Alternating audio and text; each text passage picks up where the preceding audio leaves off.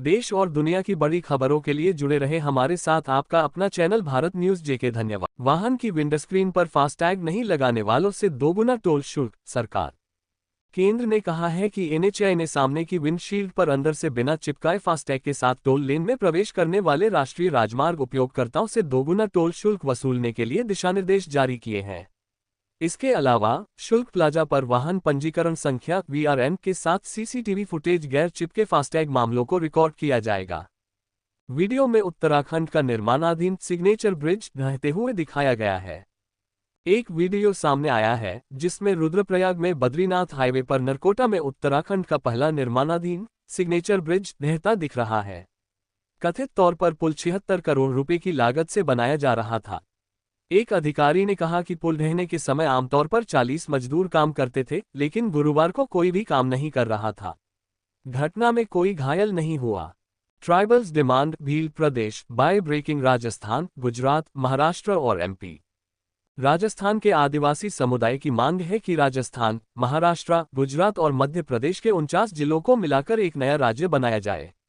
उन्होंने इसका नाम भील प्रदेश रखने की मांग की है। आदिवासी परिवार समेत 35 संगठनों ने गुरुवार को इस मांग को लेकर एक बड़ी रैली बुलाई। सोने की कीमतें लगातार छठे दिन बढ़ी। ताज़ा घरेलू मांग के कारण सोने की कीमत में लगातार छठे दिन उछाल आया।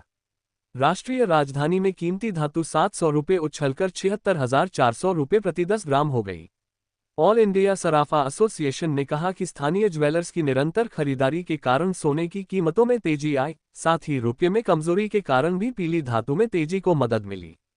जम्मू कश्मीर में सिलसिलेवार आतंकी हमलों में शहीद हुए जवानों के बाद पीएम की अध्यक्षता में बैठक।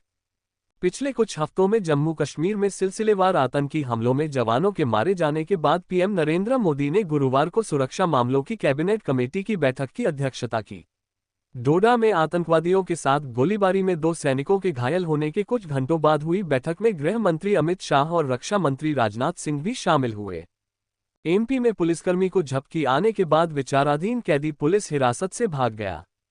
मप्र के गुना जिला अस्पताल से 38 वर्षीय एक व्यक्ति भाग गया, जिस पर मुकदमा चल रहा था। पुलिस सूत्रों ने खुलासा किया कि उसके साथ गए गार्ड ने ये दावा करने के बाद कि वह अस्वस्थ महसूस कर रहा है, अपनी हथकड़ी ढीली कर दी। हालांकि बाद में गार्ड के सो जाने पर वह भाग निकला। उन पर 20 से अधिक आपराधिक मामलों में मुकदमे चल रहे थे, जिनमें हत्या का प्रयास, डकैती और चोरी जैसे आरोप शामिल थे। आर्मेनिया अजरबैजान के लौरा का मुकाबला करने के लिए भारतीय प्रलय मिसाइलों की मांग करता है। कथित तौर पर आर्मेनिया ने अजरबैजान की लौरा मिसाइलों का मुकाबला करने के लिए प्रलय अर्ध बैलिस्टिक मिसाइल प्रणाली हासिल करने के लिए भारत से संपर्क किया है, जिसकी रेंज 400 किलोमीटर है और 2020 नागोर्नो काराबाख संघर्ष के दौरान आर्मेनिया के खिलाफ इस्तेमाल किया गया था। भारत पहले ही अपना Pinaka multi barrel rocket launcher system MBRLS Armenia को निर्यात कर चुका है, जिसकी मारक क्षमता 38 किलोमीटर है और ये लक्ष्य क्षेत्र को प्रभावी ढंग से निष्क्रिय कर सकता है। तेलंगाना, एक दिन में आवारा कुत्तों के हमले में कम से कम 21 लोग घायल। 17 जुलाई को तेलंगाना के हुजूराबाद में आवारा कुत्तों के हमले में 21 लोग घायल हो गए, जिनमें से एक गंभीर रूप से घायल हो गया। अलग अलग घटनाओं में 8 सफाई कर्मचारी भी घायल हो गए।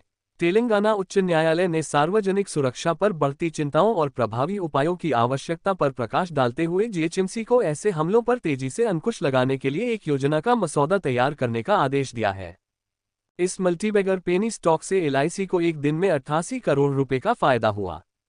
महानगर टेलीफोन निगम लिमिटेड MTNL के स्टॉक में 20% की बढ़ोतरी हुई और बीएसई पर वॉल्यूम में 3 गुना से अधिक की वृद्धि के साथ यह 52 सप्ताह के उच्चतम स्तर 64 रुपये प्रति शेयर पर पहुंच गया। एलआईसी के पास कंपनी के 8.26 करोड़ शेयर या 13.12% हिस्सेदारी है।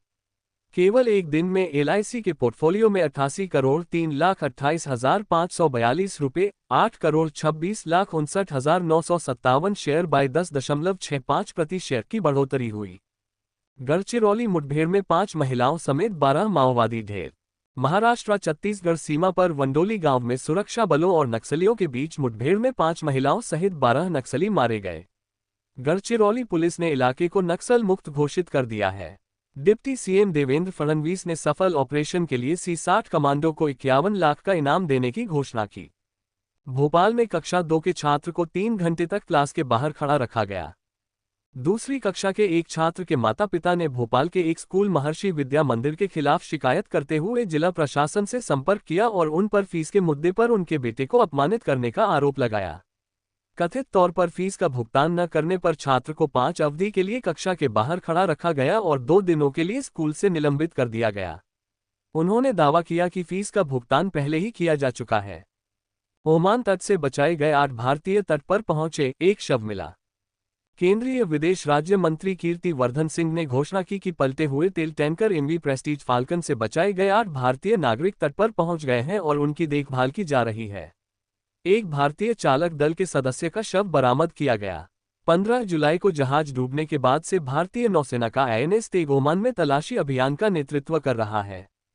बांग्लादेश में सरकारी नौकरी आरक्षण के लिए विरोध प्रदर्शन तेज होने के कारण मोबाइल इंटरनेट निलंबित कर दिया गया है। विरोध प्रदर्शन के मद्देनजर बांग्लादेश में मोबाइल इंटरनेट सेवाएं अस्थायी रूप से निलंबित कर दी गई हैं। मंगलवार को प्रदर्शन हिंसक हो गए, जिसमें कम से कम 6 लोगों की मौत हो गई क्योंकि प्रदर्शनकारियों ने देश के 1971 के स्वतंत्रता संग्राम में लड़ने वालों के वंशजों के लिए सरकारी नौकरियों में 30% कोटा समाप्त करने की मांग की। प्रदर्शनकारियों ने देशव्यापी बंद की भी मांग की है। KEC को पारेषण और वितरण परियोजनाओं के लिए ऑर्डर प्राप्त हुआ। ट्रांसमिशन और वितरण परियोजनाओं के लिए 1100 करोड़ रुपए के नए ऑर्डर हासिल करने के बाद KEC इंटरनेशनल लिमिटेड के शेयरों में 6% की वृद्धि हुई।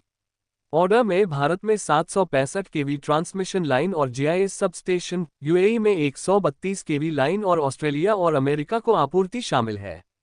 KEC इंटरनेशनल एक वैश्विक बुनियादी ढांचा इंजीनियरिंग, खरीद और निर्माण EPC प्रमुख है। कर्नाटक में भूस्खलन में मरने वालों की संख्या बढ़कर 7 हुई, मरम्मत कार्य जारी। NDRF के एक अधिकारी ने गुरुवार को बताया कि कर्नाटक के उत्तर कन्नड़ जिले में राष्ट्रीय राजमार्ग 66 पर मंगलवार को हुए भीषण भूस्खलन में मरने वालों की संख्या बढ़कर 7 हो गई। अधिकारी ने बताया कि 1 या 2 और लोगों के मारे जाने की आशंका है। इस बीच प्रभावित स्थल पर मरम्मत का काम चल रहा है क्योंकि गंगावली नदी पूरे उफान पर बह रही है। MP में लड़की को जन्म देने के बाद पति और ससुराल वालों ने महिला को जहर दे दिया। मध्य प्रदेश के ग्वालियर में एक महिला के बेटी को जन्म देने पर उसके पति और ससुराल वालों ने कथित तौर पर उसके साथ मारपीट की और उसे जहर खिला दिया। आरोपी परिवार ने उसे फांसी पर लटकाने की भी कोशिश की। घटना तब सामने आई जब अस्पताल में भर्ती महिला गुरुवार को होश में आए और उसने पुलिस के सामने अपनी आपबीती बताई।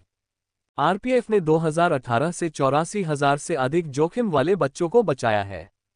2018 से रेलवे सुरक्षा बल RPF ने भारत के रेलवे में 84,000 से अधिक जोखिम वाले बच्चों को बचाया है।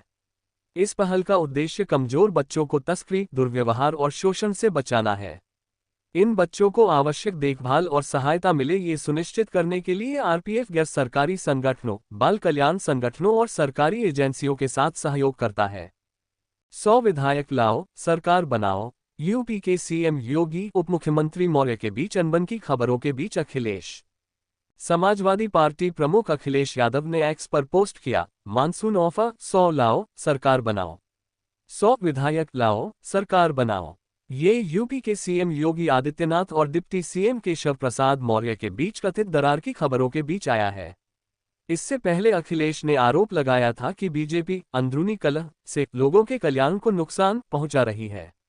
कथित तौर पर योगी आदित्यनाथ और मौर्य ने UP में BJP के चुनावी प्रदर्शन पर अलग अलग राय दी। आंध्र में जगन मोहन रेड्डी की पार्टी के सदस्य की व्यस्त सड़क पर हत्या कर दी गई। तेलुगु देशम पार्टी TDP के एक कार्यकर्ता ने बुधवार रात एक व्यस्त सड़क के बीच में आंध्र प्रदेश के पूर्व CM जगन मोहन रेड्डी की युवजन श्रमिक रायथू कांग्रेस पार्टी YSRCP के एक सदस्य की हत्या कर दी। प्रत्यक्षदर्शियों के मुताबिक आरोपी शेख जिलानी ने पीड़ित शेख राशिद की गर्दन पर हमला करने से पहले उसके दोनों हाथ काट दिए। ये घटना कैमरे में कैद हो गई। असम में हमार एसोसिएशन ने पुलिस पर लगाया फर्जी एनकाउंटर का आरोप। बुधवार को कछार जिले में एक मुठभेड़ में 3 हमार उग्रवादियों को मार गिराने का असम पुलिस का दावा उस समय खटाई में पड़ गया जब आदिवासी समूहों ने उन परिस्थितियों पर सवाल उठाए जिनके कारण ये हत्याएं हुई। हमार स्टूडेंट्स एसोसिएशन ने इसे फर्जी मुठभेड़ बताते हुए कहा है कि तीनों युवक गांव के स्वयंसेवक थे, न कि आतंकवादी, जैसा कि पुलिस ने कहा है। ऐसे देश और दुनिया की खबर देखने के लिए हमारे YouTube चैनल को सब्सक्राइब कीजिए और Facebook चैनल को फॉलो कीजिए। कमेंट, लाइक, शेयर करना ना भूले। धन्यवाद।